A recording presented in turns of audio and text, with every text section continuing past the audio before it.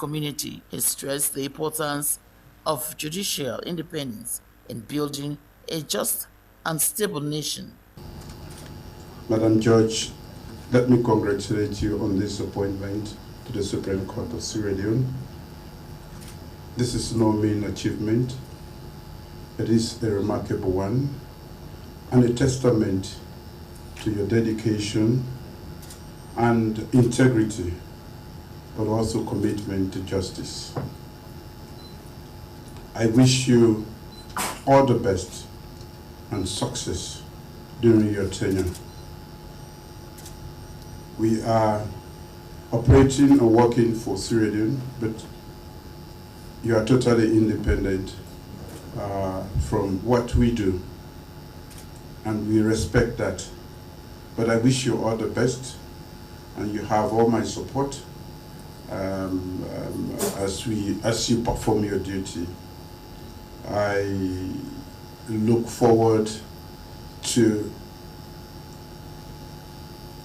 the dispensation of justice in this country that will give us a solid foundation for the work that we do in developing this nation. He also highlighted the significance of appointing women to top positions, calling it a step forward for gender equity in governance.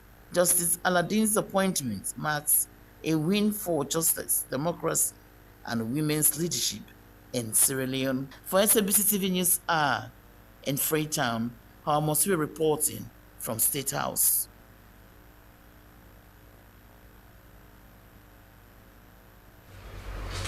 We're from State House. The Opportunity Salon program was launched in 2022 to provide jobs for youth and persons with disability in Bo, Kenema, Putloko, and Bombali district. Well, the director of this organization has been talking on this. Let's take the story. Launched in 2022, the Opportunity Salon program set out to provide 4,000 decent jobs for Sierra Leoneans, which have been created, and more can still be done through the Scale Up, funded by the European Union and backed technically by the International Labour Organization. The initiative is being implemented in 3 strategic areas: entrepreneurship, agro-enterprise, and feeder road maintenance. The meeting brought together strategic implementing partners, Ministry of Trade and Industry, to revise the Cooperative Act of 1997, Sierra Leone Local Content Agency to build resilience for 21 innovative business, processing cassava and oil palm, National Youth Commission for Business Competition to tap into youth innovation on appropriate technologies, which will help farmers improve efficiency and productivity at the ILO office, Moj Farm, Aberdeen, to discuss areas to improve and roll out plans for the continuation of the project. Chief Technical Advisor, Opportunity Salon Project, Tunderia Manoto, said there are so many challenges in society, noting that they are working tirelessly to address those problems through the implementation of the project. We want to implement on time. We want to achieve things on time, and we want to be able to facilitate that our partners are able to do what they want to do on time. So everyone, hands on deck, that's the biggest expectation. Representative European Union Franco Mansomara said the Opportunity Salon program under the ILO was one of its jobs and growth program, and they have been doing tremendously well since the project was implemented, and that they want their partners to do the same. We should ensure that we have a good control system in place. The control environment, that means the attitude of key stakeholders, because if we have a very good attitude, impliedly it means that the people that we are working with will also place significance on the project. Partners, National Youth Commission, Sierra Leone Local Content Agency, and the Ministry of Trade share their experiences and discuss the way forward for the completion of the project. Our products that are made and produced locally here in Sierra Leone have the requisite value so that they cannot compete only here in Sierra Leone but the global stage. All of those key objectives set as a target for the Opportunity Salon project. Of course, an agreement has been signed between the International Labour Organization and the Ministry of Trade that has to do with the review of the Cooperatives Act. As the Chief Technical Advisor rightly mentioned, our strength, our loyalty, and everything that can help us to project the image of young people in areas of value chains that having to do with cassava, palm oil, and vegetables. Thank you again, Chief, for the support. As the meeting ended, partners were taught on how to do financial and technical reporting of document, communication strategies, and data collection. Well, that report was sent in by Esther Nene Kamar, read in our studios by Cynthia Kamar.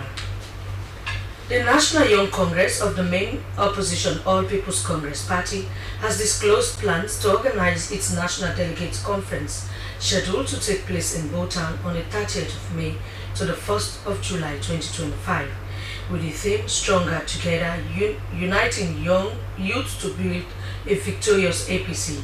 The conference aims to bridge the peace among young people in the All People's Congress Party. Here is the report with Emmanuel Samuel. Congress they organize. It will happen next weekend, where the first day will be on the 30th of May, the second day will be on the 31st, and the final day will be on the 1st June 2025. And the venue will be Galines Paradise in Bo. The announcement of dates for the convening of a proposed APC National Young Congress Delegate Conference reawakens party activities in APC's youth wing. The APC youth wing had their last successful conference in 2015, but due to a court injunction in 2022, they were prevented from organizing same.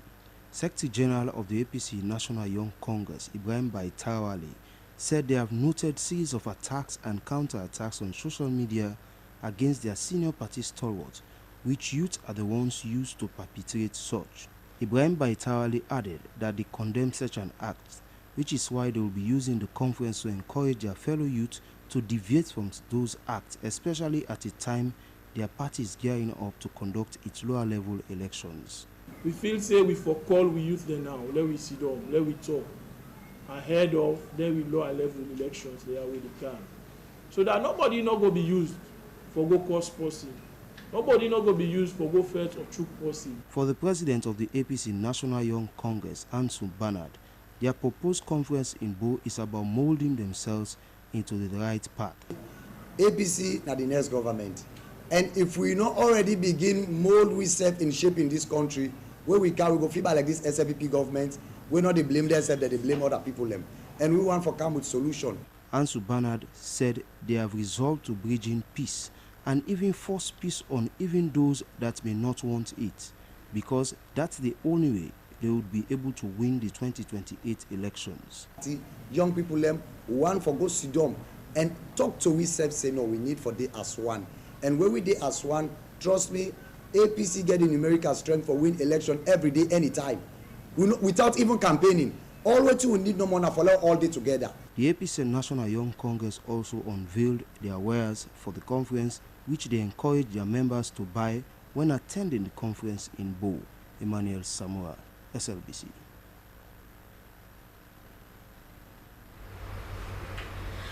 The United Nations Conference on the Ocean will be held in France from 9th to 13th June 2025.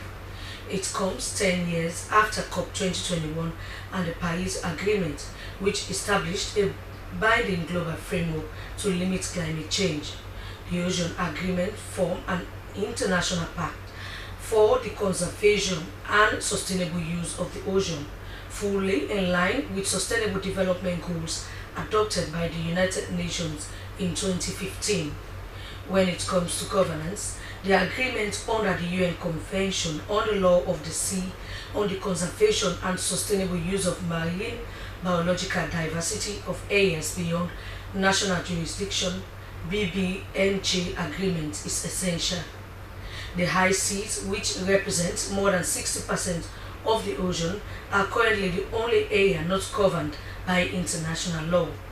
Sierra Leone can ratify the BBNJ agreement before June 9th, and France will be welcoming the Sierra Leonean delegation because of their commitment to protect the ocean and to celebrate the entry into force of the BBNJ agreement. The lack of surveillance and common rules is causing a real social and environmental disaster, with massive hydrocarbon and plastic pollution, illegal and unregulated fishing techniques, and the capture of protected mammals. To end this legal vacuum, the BBNJ agreement needs to be ratified by 60 countries so as to come into force. Well, we continue with the program. The Regional Managing Director of Africa Global Logistics, Captain Kokan Fabjanko, has reaffirmed the company's commitment to continue investing in Sierra Leone and West Africa region. He was speaking at the Freetown Terminal during an inspection and experiential visit by high-power delegation from Liberia. Dennis Fraser tells us more. Make a small visit. Yeah? Sure. The delegation consisting the chairman of Port and Maritime Affairs, Director, Port of Buchanan, and senior political advisor to the President of Liberia, among others, was on an experiential visit to both Sierra Leone and Guinea.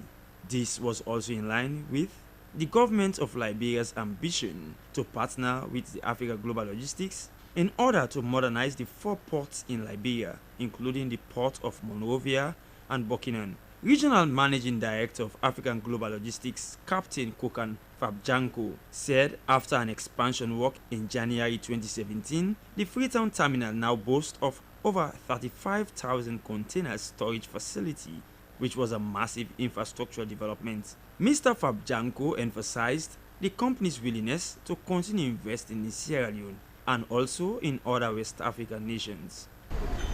We are investing. We are going to build 300 meters of the quay.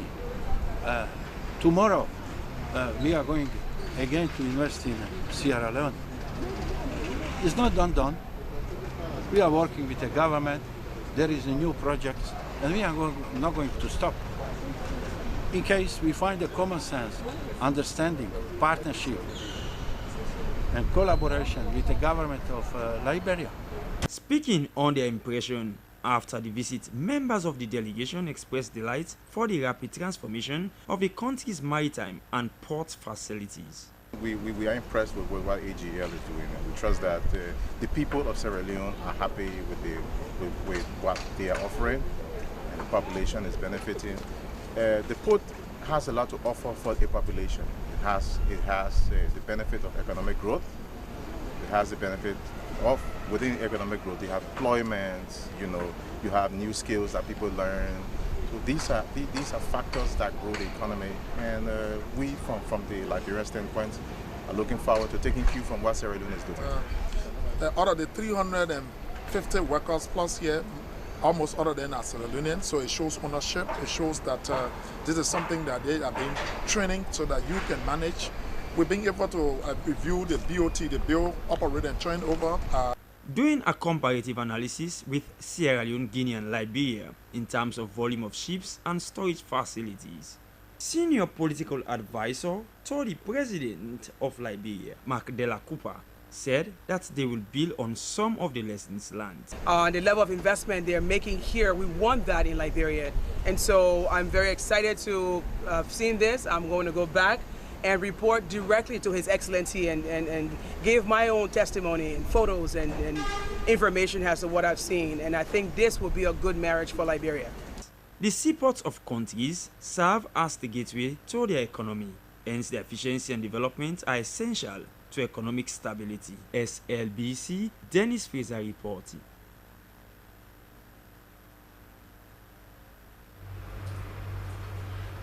As part of its commitment to promoting education in the country, the United States Embassy in Sierra Leone has undertaken its first ever Education USA College Fair Courtesy of the Ministry of Basic and Senior Secondary Education, the education fair was to guide pupils who have ambition to study in the United States. Cynthia Kamara has the story. These attendees were like-minded pupils from different schools across the country who desire to pursue tertiary education in the United States of America. The platform was created by the Ministry of Basic and Senior Secondary Education to give students the opportunity to gain adequate knowledge on how to navigate their way to acquire scholarship opportunities among other educational benefits in the United States. Delivering his keynote address, the U.S. Ambassador to Sierra Leone, Bryant David Hunt, said the United States desires to welcome driven and ambitious Sierra Leonean students into their institutions, including the best and brightest. He encouraged students to pursue careers in high-growth sectors such as technology, healthcare, manufacturing, and finance, among others, noting that they were vital for transformation. Well, I think this gives them an opportunity to understand what's out there. Each student will now need to decide which university or which type of university or college is right for them and right for their future. They'll then need, of course, to apply and be accepted. But I think fundamentally what this does is it opens their worldview to what's possible, what is out there. Many people have heard of Harvard University or Yale or the big-name schools, but United States higher education is much more than that. Deputy Minister of Basic and Senior Secondary School Education, Emily Gogre, said the college fair will not only benefit pupils, students, and teachers, but the ministry as a whole. She encouraged the students to focus on their studies, urging them to meet the required grades that will qualify them for the scholarships available under the program.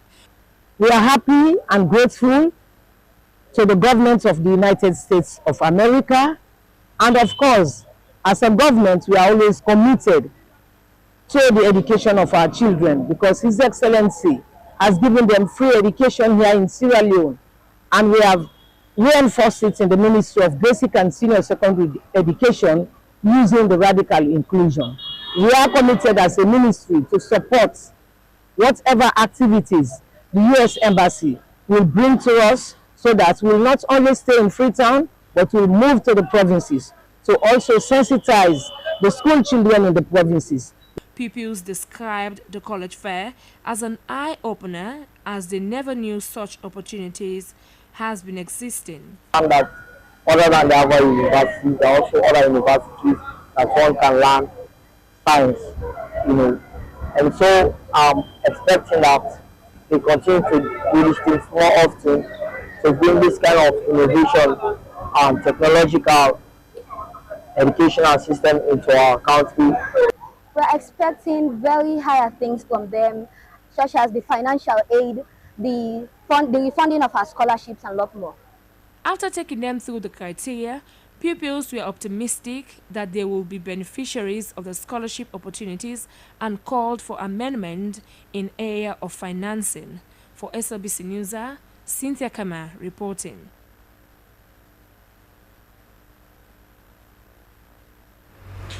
Well, from education, we now go to our environment, where the United Nations Conference on the Oceans will be held in Nice, France from 9th to 13th June 2025. It comes 10 years after COP 2021 and the Paris Agreement, which established a binding global framework to limit climate change. The Nice Ocean Agreement formed an international pact for the conservation and sustainable use of the ocean, fully in line with the Sustainable Development Goals adopted by the United Nations in 2015. When it comes to governance, the agreement under the UN Convention on the Law of the Sea on the conservation and sustainable use of marine biological diversity of areas beyond national jurisdiction, BBNJ agreement, is essential. The high seas, which represent more than 60% of the ocean, are currently the only area not governed by international law. Sierra Leone can ratify the BBNJ agreement before June 9th, and France will be welcoming the Sierra Leonean delegation because of their commitment to protect the ocean, and to celebrate the entry into force of the BBNJ agreement. The lack of surveillance and common rules is causing a real social and environmental disaster, with massive hydrocarbon and plastic pollution, illegal and unregulated fishing techniques, and the capture of protected mammals. To end this legal vacuum, the BBNJ agreement needs to be ratified by 60 countries so as to come into force.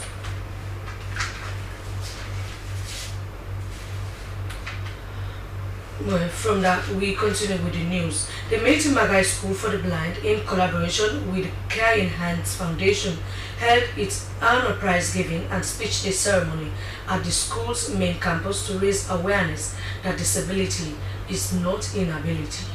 This event is a cornerstone of the school's calendar, celebrating the achievement of academic excellence by fostering a sense of pride among staff, students, and parents on guidance. Cynthia Kamara tells us more.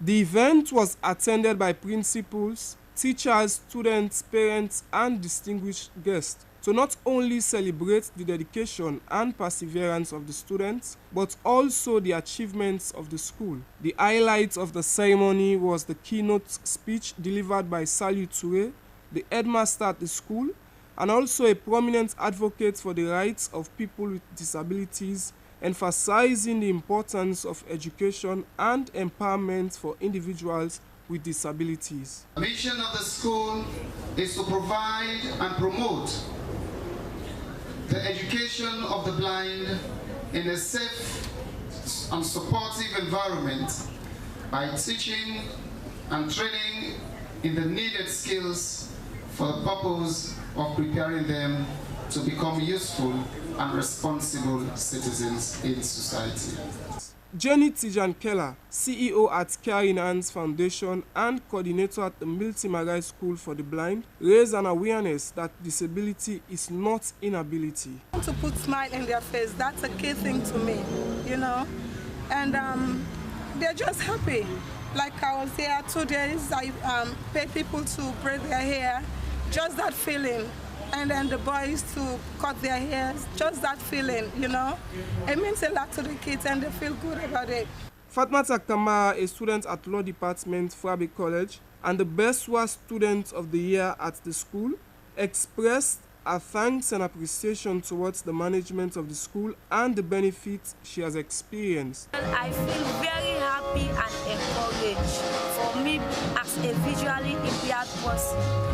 And for the matter of fact, the first female visually impaired person attempting to become a lawyer. I feel very happy for the Frabe College University admitting me to the law faculty. Series of awards were presented to students who excelled in various areas, including academics, sports, and the arts. The prize giving and speech ceremony at the School for the Blind was a resounding success, celebrating the achievements of students and fostering a sense of community and pride. For SLBC News in Freetown, Abubakar Kamara reporting.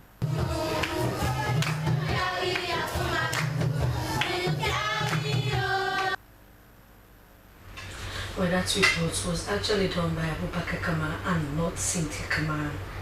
In a significant act of humanitarian support, the Jagaban movement has extended a helping hand to victims affected by a fire incident in the Crabtown community of Aberdeen Freetown.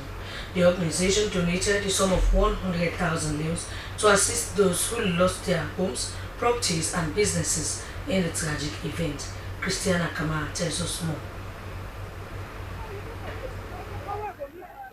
A month ago, a fire outbreak swept through the Crabtown community, displacing over 50 households and leaving many residents homeless and in distress. The nighttime blaze consumed not only personal belongings, but also the livelihoods of many families, reducing them into a state of uncertainty and despair. The CEO and founder of the Jagaban movement, Mohamed Omodu Kamara, commonly known as Jagaban, expressed his deep sympathy for the victims during the donation ceremony. He said the 100,000 leones was a gesture of compassion for all they have lost, noting the support was purely humanitarian. Jagaban also promised to address some of the community pressing needs by providing toilet facilities, drainage systems, and boreholes in the near future. He said the aim was to improve the living conditions of residents who are still facing the aftermath of the fire. But I've made them a promise that I will make sure that I help them with toilet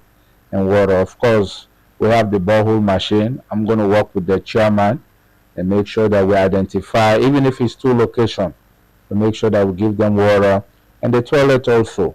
Beneficiaries expressed their gratitude, describing the support from the Jagaban movement as a vital lifeline, noting that the support was the greatest help they have received since the tragic night and has given them hope to rebuild their lives. We feel amazed because since we get this problem in our constituency, we don't cry for help to different comrades.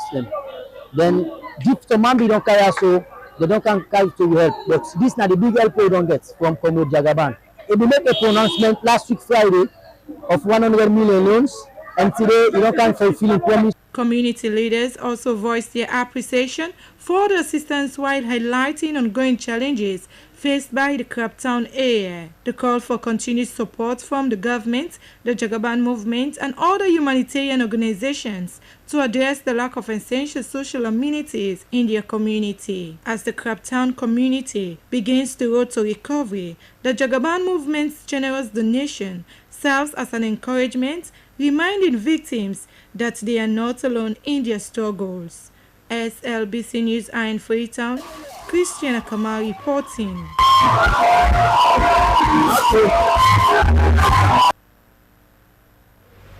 Well, if you are just joining us, you're watching News Hour live on TV.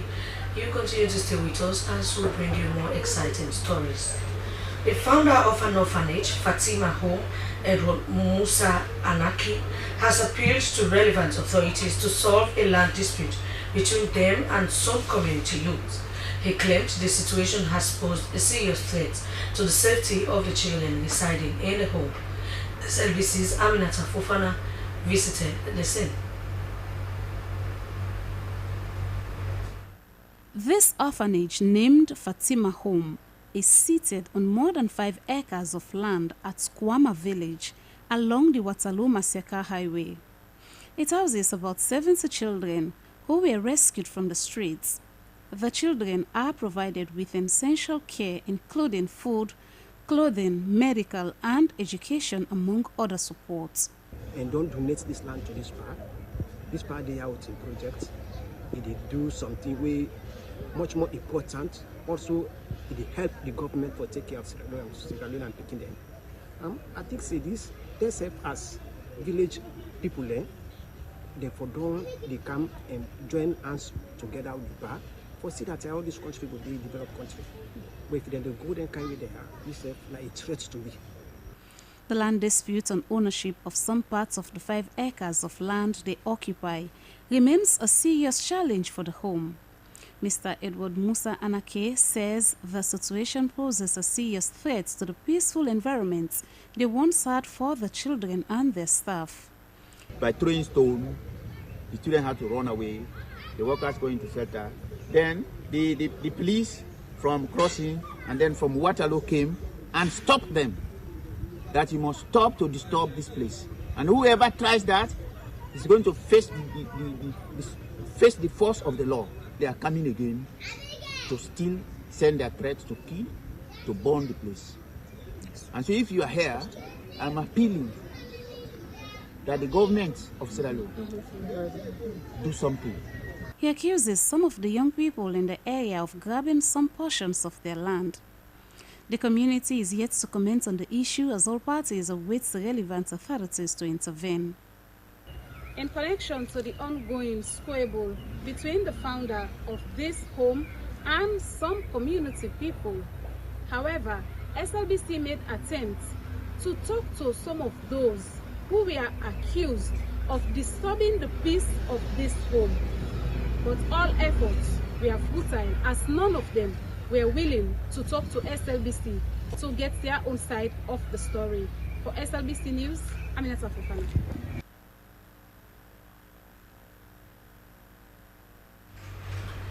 In a bid to support quality education and uplift vulnerable children in deprived communities, a Sierra Leonean charitable organization based in the United States, Bridge to a Better Life Foundation Sierra Leone, has extended general support to 4 schools in Freetown. Ndio Atoronka has more. In a show of compassionate and commitment to education, Bridge to a Better Life Foundation Sierra Leone reached out to 4 under-resourced schools in Freetown with much-needed aid ranging from food items, school supplies, clothing, and a donation of 50 bags of cement to each school for ongoing construction and renovation works. The beneficiary schools include the Milton Magai School for the Blind, Blessing Academy, Church of Christ Primary School, and Al-Sam Preparatory School. CEO and founder of Bridge to a Better Life Foundation, Joel Salifu Kanu, based in the United States, said the gesture was part of the foundation's mission to put smiles on the faces of Sierra Leone's young generation and restore hope in their lives through practical support. He said that the donation was not the first. Over the years, he has been working closely with deprived schools across the country with the aim to creating a better learning environment. What inspired me was my humble beginning. I came from a background like this, and I was fortunate to go to America, live and work, and God blessed me, so I came back to see how I can help kids that are going through the same thing that I went through when I was here. Well, I want to say there is nothing too little to give, and we are all our brother's keeper. Classrooms like this, building like this, we will change them.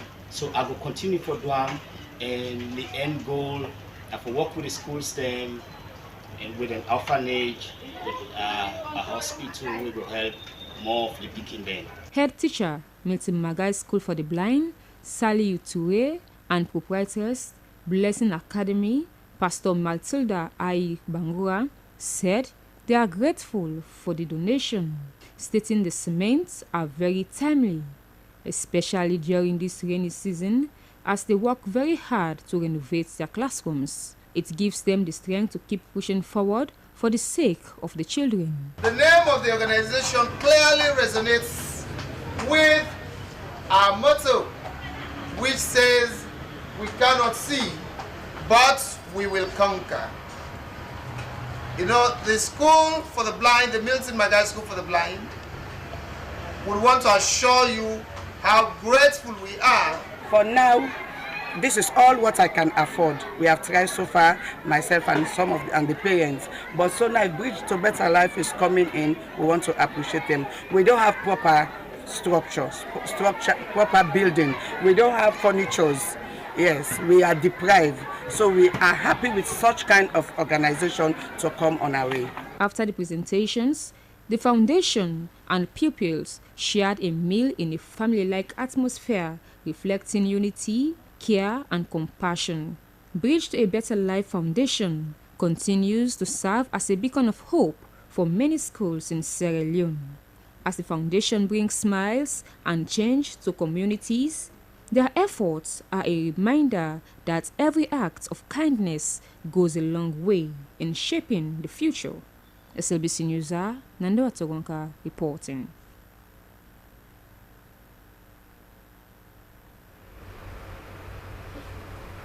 The Sierra Leone Standards Bureau has joined the global community in commemorating World Meteorology or Measurement Day with the theme Measurement for All Times, for All People. This year's celebration marks a significant milestone of 150 years since the signing of the Metric Convention in Paris. This historic treaty laid the foundation for international cooperation in measurement standards. Esther Susanette Bassi was part of this year's commemoration, and she now tells us more. The biggest highlight of the commemoration ceremony of World Meteorology Day was the announcement that effective May 21st, 2025, metric cups will be enforced in all markets across the country. The move is aimed at promoting fairness and transparency in trade and consumer transaction. Although this new regulation is designed to ensure consistency in the measurement, it will affect various market vendors. Yet, it is seen as the best method required to adopt standardized measuring tools in line with international best practices. The Sierra Leone Standards Bureau Executive Director, Dr. John Paul Kaisam, spoke about the critical role of measurement in national development, noting that measurement is the bedrock for fairness and quality in every society. Our path has been one of resilience. We have confronted infrastructural gaps, navigated resources constraints, and rallied stakeholders to organize that measurement. It's not a luxury, but a bright right of development. Yet with an unwavering resolve, we have turned challenges into stepping stones. Meanwhile, UNIDO country representative Mariatu Soare described metrology, which is the science of measurement, as a universal language of trust and a tool for empowerment, noting that the day was not only a celebration of standardization, but a reaffirmation of their commitment to the principles of accurate measurement. And as UNIDO, we want to use this day to reaffirm our commitment to metrology, the science of measurements, the invisible engine behind the industrial growth, innovation, fair trade, and equality of life. Metrology is the constant guardian of progress. National and international trade increasingly require a demonstrated conformity to written standards and specification and mutual recognition of measurement and tests. Deputy Minister of Trade and Industry, Madam Fatoumata Camara, commended the strides made by the Standards Bureau and reaffirmed the government's commitment to modernizing its institutions. She said government was transforming the Sierra Leone Standards Bureau and upholding a robust measurement system. Measurement for all people. And picture this. Even since utero, when we were inside the womb of our mothers, the babies go through measurement, right? Otherwise, if there is something that the doctor detects that the size of this fetus is too small or too big, it tells us that what? There is a pending problem. So this tells you the importance of measurement. World Meteorology Day serves as a global reminder of the importance of measurement in every aspect of life, from health and safety to climate change and international trade. For SLBC News, Esther Suzanette Bassi reporting.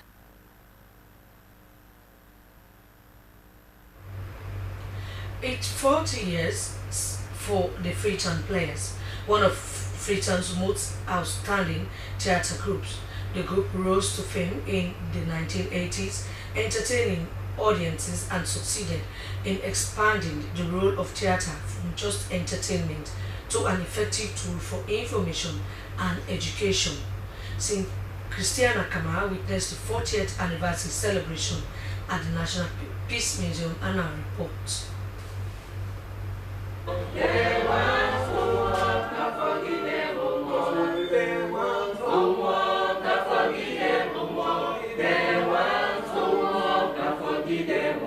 The celebration held at the National Peace Museum brought together artists, journalists, and cultural fans to reflect on 4 decades of impactful performances and social advocacy.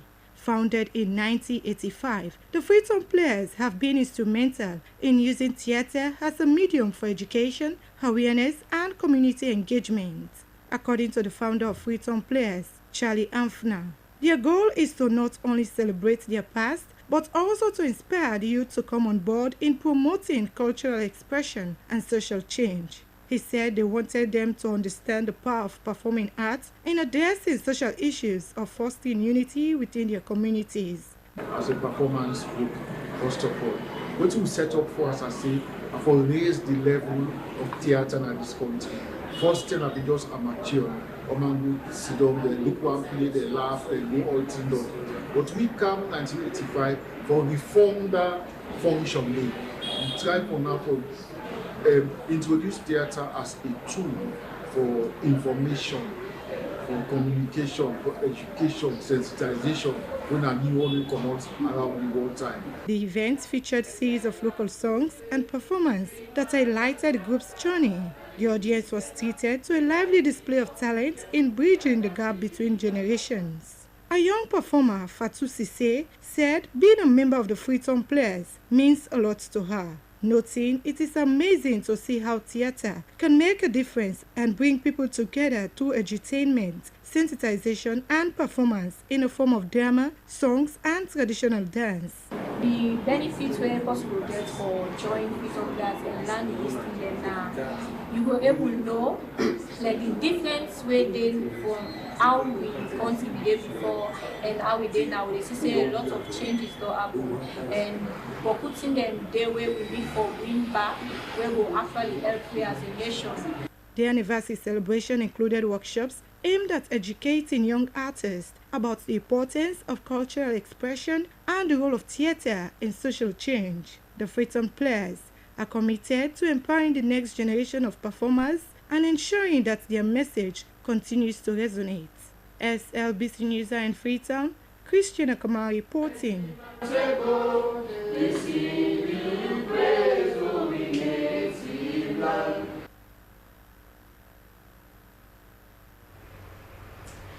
Well, congratulations to the Freetown Players for clocking 40. Well, away from that, we now go and find out the latest in the world of entertainment. Hello and welcome to another exciting edition of Entertainment News with me, Abdul Mansari. In this edition of Entertainment News, Jala University hosts Odis the Gode Show on campus, and Rihanna and A$AP Rocky graces Cannes Film Festival. Now, Jala University, one of Sierra Leone's most renowned tertiary institutions, has hosted a student Odis the Gode Show on campus. The show, which was seen as hilarious, brought more cordiality between students and lecturers on campus. A lot of students participated and dressed in their Odis fashion costumes and danced tirelessly to the sweet sounds of olden days songs. The atmosphere was spiritual and entertaining, most of all, unified.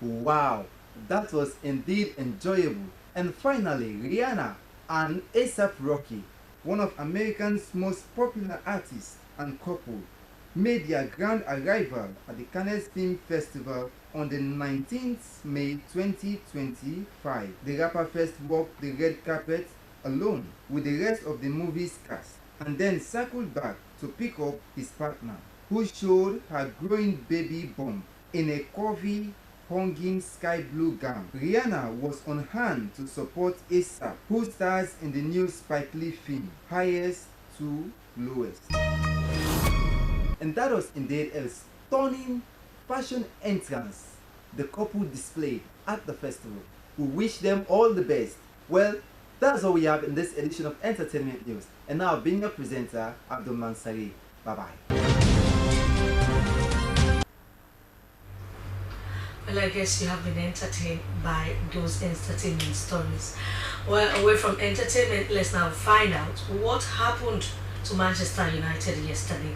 And for that, let's take sport.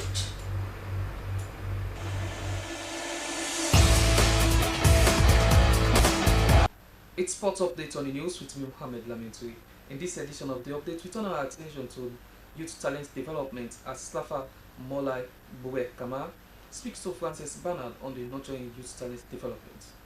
As the scouts for the Sierra Leone national team, the Under-20 Nations Cup has just ended, and Sierra Leone did their best to get to the quarterfinals, but could not go beyond that stage. You have been all over the place scouting for players to get them involved into this tournament. What's your take so far on the overall tournament? To be honest, for the first time in taking part in those type of big youth tournaments, I think we did well. It's just that we're supposed to do more. We could have done better.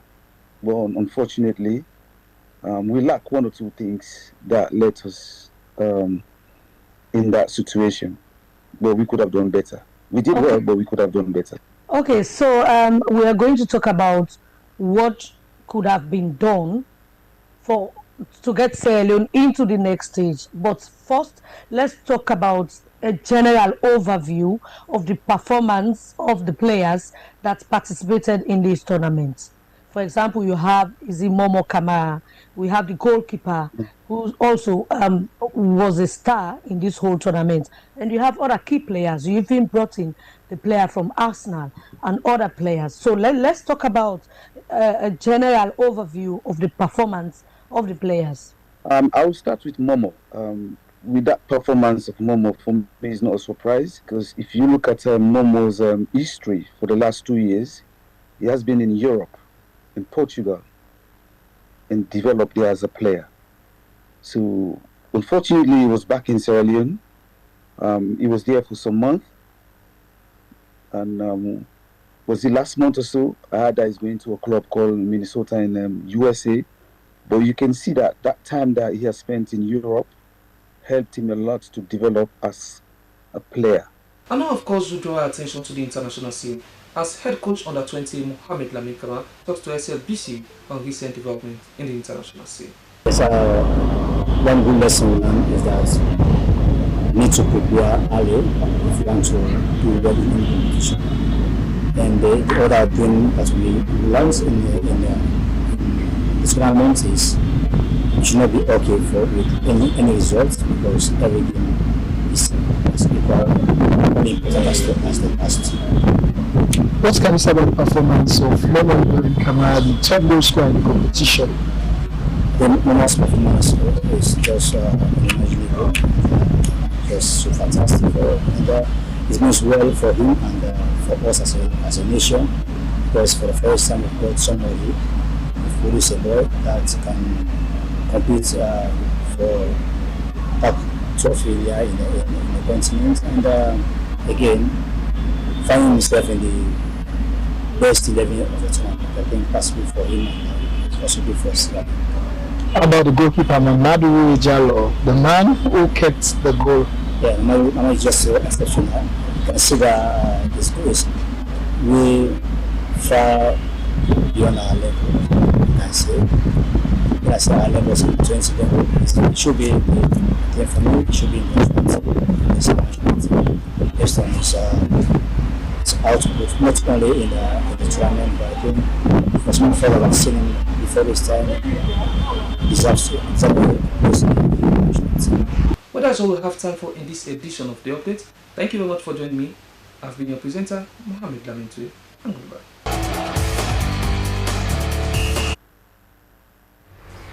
Well, unfortunately, Manchester United could not qualify for the Champions League, as they were hoping to do so by winning the Europa finals. Unfortunately, they were defeated by Tottenham by a goal to nil. Well, with that, we bring the curtain down for this hour's edition of News Hour, broadcast live on TV. But before we go, a reminder of our top stories. Stakeholders have assessed progress in the implementation of Opportunity Salon program. The project, which was funded by the EU and technical support from ILO, was aimed at supporting entrepreneurship, agro-processing, innovation and legislative reforms in the corporate sector. The National Young Congress of the main opposition All People's Congress Party has disclosed plans to organize its National Delegate Conference scheduled to take place in Botown on the 30th May to the 1st of June 2025, with the theme Stronger Together, Uniting Youth to Build a Victorious APC.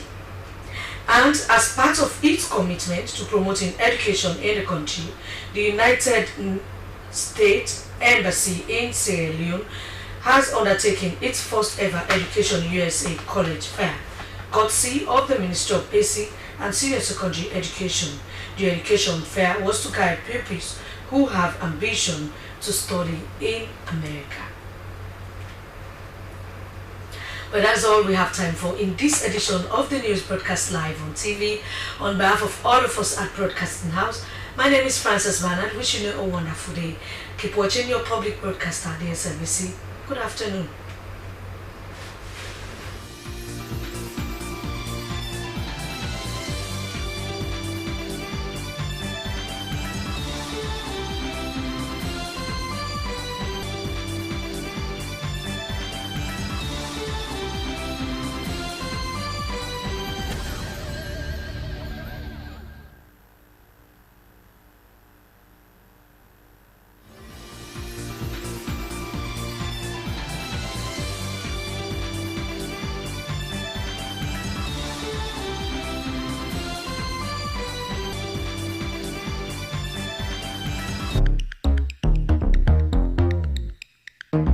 The Sierra Leone Association of Journalists will go to the polls in June to elect new regional and national executives, bringing an end to the 2 terms of the Ahmed Said Nasrallah administration. The outgoing president has been described as the luckiest leader of the association in recent times, as he registered many successes that some of his predecessors only dreamt of. I am leaving behind a legacy of honest leadership, accountable leadership, transparent leadership, and inclusive growth, and a legacy of a SLAG that is respected and open up to more partnership and also supporting national development. While some describe him as the man who chooses negotiation over belligerence, others say he was in bed with the political class. In the last 6 years, we've been working very hard together with other stakeholders and international partners, Media Reform Coordinating Group, the BBC Media Action, the International Forum for Public Interest Media, and also the government of Sierra Leone to address the issue of media poverty in Sierra Leone. And we are grateful that I am leaving behind the legacy